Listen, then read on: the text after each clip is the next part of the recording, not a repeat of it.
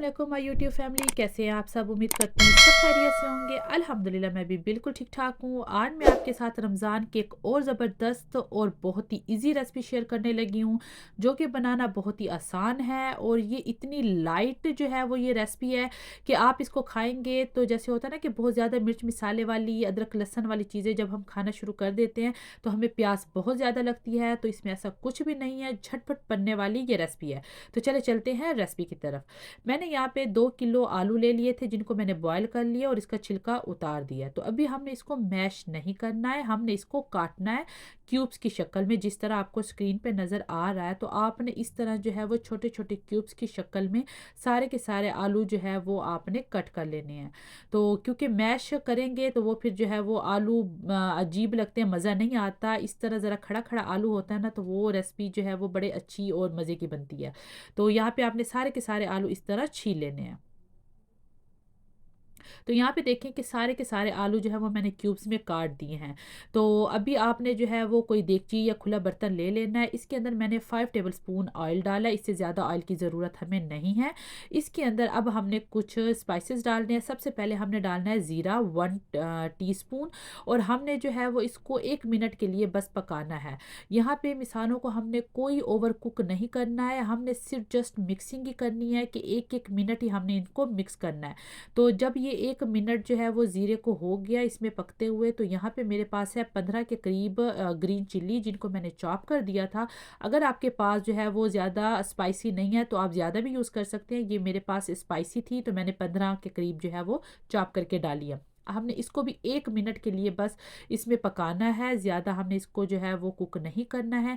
जब ये पक जाएंगे तो फिर हमने इसके अंदर अपने मिसाले डालने हैं। इसमें हम कोई अदरक लहसुन वगैरह नहीं डालेंगे। ये बहुत सादा सिंपल सी रेसिपी है जो कि हर कोई आराम से बना सकता है बगैर मेहनत के। तो इसके अंदर साल्ट हम डालेंगे 1 टेबल स्पून।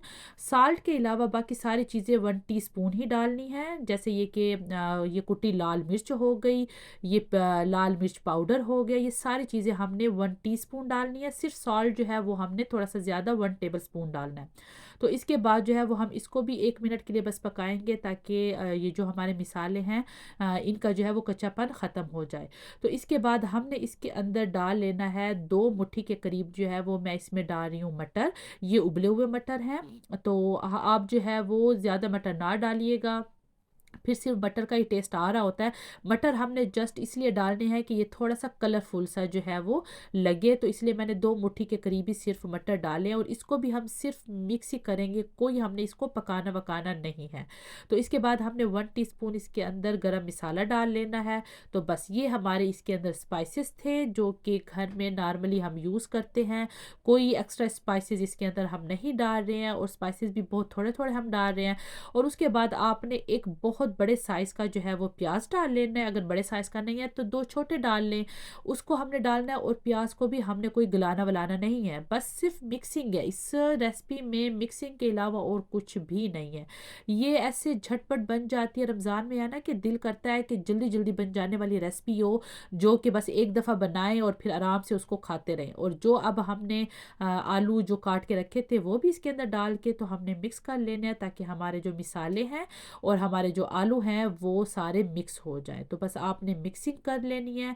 और इसके बाद जो है वो मिक्सिंग करने के बाद इसके अंदर हमने फ्रेश धनिया डाल लेना है। तो बस ये हमारी रेसिपी डन हो गई। देखिए कितनी जल्दी और क्विक बन जाने वाली रेसिपी है। ये हमारी एक फिलिंग रेडी हो गई है।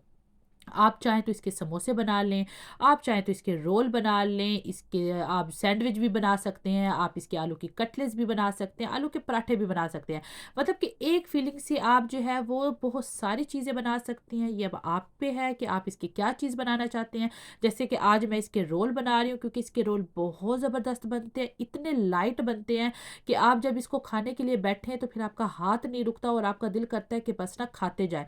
और ये बच्चे भी बड़े शौक से खाते हैं, क्योंकि इसके अंदर जो है वो हमने कुछ डाला तो है नहीं ख़ास, बस नॉर्मल जो घर की नमक मिर्च होती है वही डाली है। तो अब हम इसको ठंडा करेंगे। تو یہاں پہ جو ہے وہ میں یہ رول شیٹ یوز کر رہی ہوں، یہ بہت اچھی ہوتی ہے، یہ کوئی ٹوٹتی ووٹتی بھی نہیں ہے، تو اس لیے میں ہمیشہ جو ہے وہ اسی ہی برانڈ کے جو ہے وہ یہ یوز کرتی ہوں۔ آپ کی مرضی، آپ کوئی بھی برانڈ یوز کر سکتے ہیں۔ تو ہم اس کو جو ہے وہ اس کی پیکنگ سے نکال لیں گے، تو یہ میں آپ کو کھول کے دکھاتی ہوں کہ یہ جو ہے وہ کس ٹائپ کی ہوتی ہے۔ یہ دیکھیں، آپ ایزیلی جو ہے وہ اس کو تھوڑی دیر پہلے 1 سے 2 گھنٹے پہلے آپ فریزر سے نکال لیجئے گا تاکہ یہ ڈی فروز ہو جائے، اور آپ اس کو اس طرح کرتے جائیں گے تو یہ دیکھیں کہ یہ اتنی آسانی سے جو ہے وہ آ جاتی ہے، اس کو کوئی جو ہے وہ یہ پھٹنے کا بھی خطرہ نہیں ہوتا۔ تو اب ہم نے ایک لے لینی ہے شیٹ، اور ہم نے سینٹر میں جو ہے وہ فلنگ ڈالنی ہے 1 ٹیبل اسپون۔ 1 ٹیبل اسپون سے زیادہ مت ڈالیے گا، کیونکہ اس سے پھر جو ہے وہ بہت زیادہ اوور اس کی فلنگ ہو جاتی ہے، اور پھر فرائی کرتے ہوئے وہ نکلے نہ۔ اور سائڈوں سے جو ہے وہ آپ نے میدے کی جو ہم نے پیسٹ بنایا ہے وہ ہم نے لگا لینا ہے، اور بس جسٹ اس کو اس طرح جو ہے وہ ہم نے فولڈ کر لینا ہے۔ فولڈ آپ نے تھوڑا سا ٹائٹ کر کے کرنا ہے تاکہ جب ہم فرائی کریں تو ہماری فیلنگ جو ہے وہ نکلے نہ۔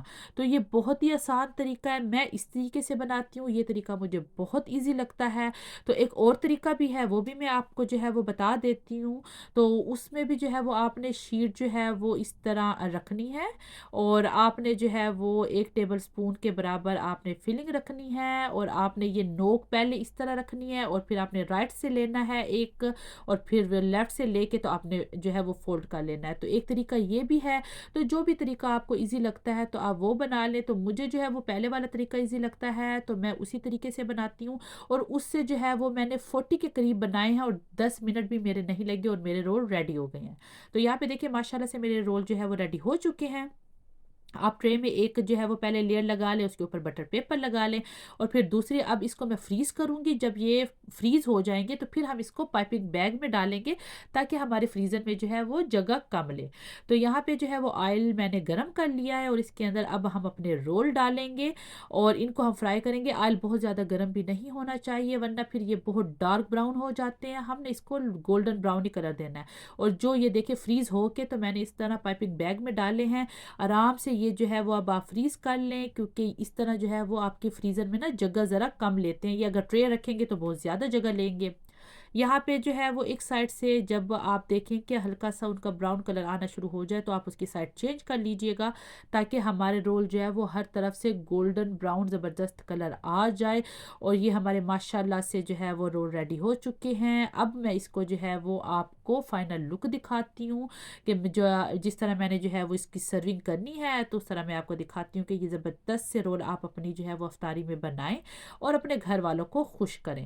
تو یہاں پہ دیکھیں کہ زبردست سے رول میں نے اس کو جو ہے وہ کٹ کیا ہے تاکہ میں آپ کو اندر سے بھی دکھا سکوں کہ یہ اندر سے دیکھیں کہ کتنے زبردست لگ رہے ہیں۔ کوئی رول جو ہے وہ فیلنگ نہیں نکلی، کوئی ٹوٹے نہیں ہے، نہ کوئی کھلا ہے۔